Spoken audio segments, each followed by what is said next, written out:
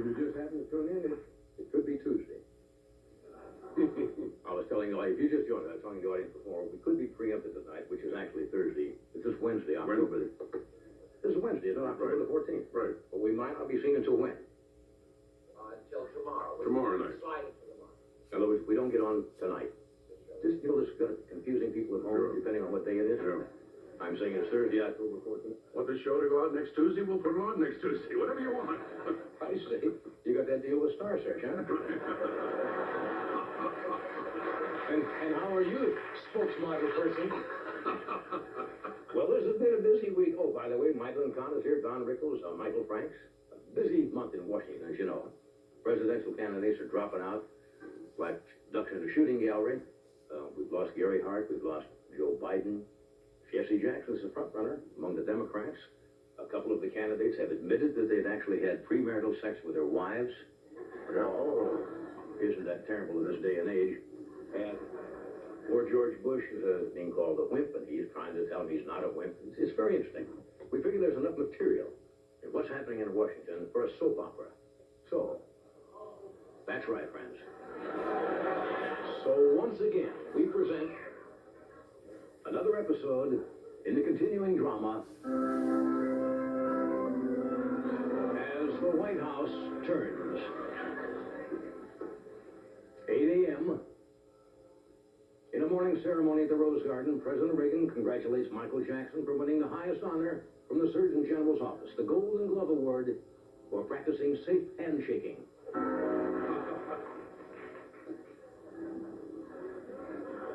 Good morning. 8:22.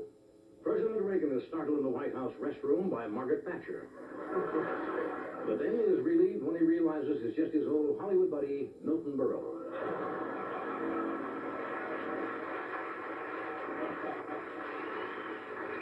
.35 at the Pentagon, Caspar Weinberger announces a new covert mission to send CIA agents into Iran to stuff the Ayatollah's beard down his own throat. It will be called Operation Three Stooges.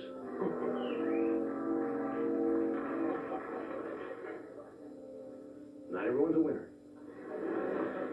10 a.m. Senator Ted Kennedy drives over to Georgetown to throw cold water on Gary Hart. You see him picking up a pitcher of cold water right there in your picture. 11:38, following a Columbus Day pasta brunch on Capitol Hill, the Reagans waved goodbye to Senator Strom Thurmond's gastric bubbles.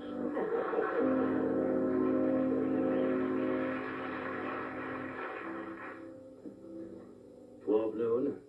Investigative reporter Bob Woodward reveals how we got inside information about the working of the KGB from Leonid Brezhnev by dirty dancing with him after he died.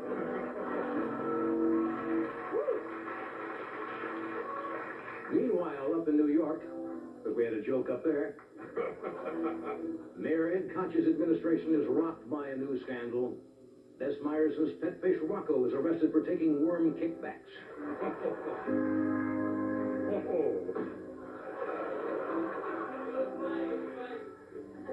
Well, I'm hanging in there. 1:17.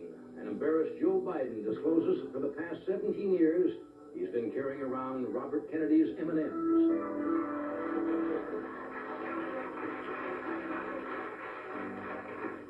1:25. President Reagan finds someone who's in favor as Supreme Court nominee when this turkey flies into the White House lawn going, bark, bark, bark.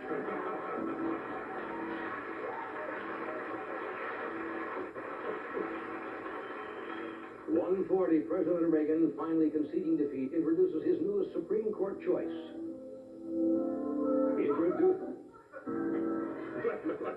Hello? Introduces his new Supreme Court choice.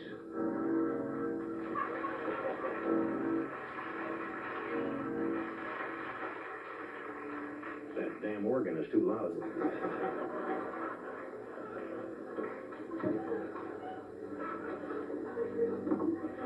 3:24. Prime Minister Margaret Thatcher borrows an Oval Office wall to show her favorite hand shadow, Nigel the alligator. Meanwhile, aboard Air Air Force Two. Republican presidential rival Bob Dole gets Vice President Bush with the old ice cube in the cockpit ploy. 5:15 during a dramatic news conference, Reagan announces he's stepping down to take a job that pays more than president, replacement quarterback on the Washington Redskins.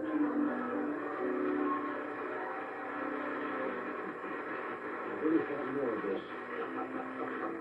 6 p.m. That's right, friends. 6 p.m. after a racquetball game in the Congressional Gym, Ted Kennedy asked President Reagan to do him a favor and tell him his feet are clean. There you have it, another episode of the White House.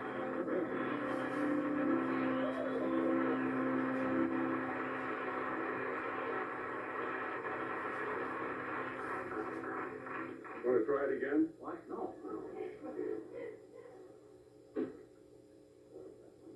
I can't find it. No, which one's that one that got nothing?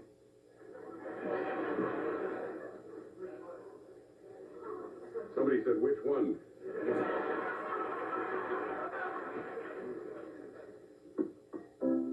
Reagan introduces his newest Supreme Court choice.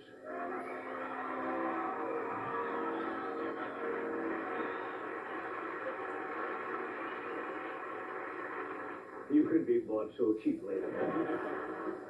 Don Rickles will join us in a moment. No, Madeline Kahn will join us in a moment. They'll both join us later with Michael Frank. And we'll be back in a moment.